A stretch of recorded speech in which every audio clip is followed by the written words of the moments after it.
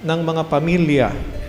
Sa lahat aming Panginoon, ng inyong mga anak, ng aming mga kasamahan, mga kapwa, mga kababayan na nasa gitna ng mga pagsubok sa mga panahong ito, sa gitna ng kagalakan, sa gitna aming Panginoon, ng panahong ito ng pagdiriwang sa pag-alaala sa inyong kapanganakan, sila'y aming itinataas sa inyo. Puspusin niyo po sila ng pag-asa.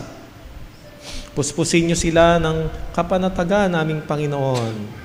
At patuloy na madama ang inyong nga pong banal na kapayapaan sa pamagitan ng inyong pagkilos sa buhay ng bawat isa at ng inyong mga anak. Gamitin niyo po ang bawat isa katulad ng mga kababaihan, katulad ni Maria, na dumaloy ang inyong nga pong pagmamahal, ang inyong pagliligtas.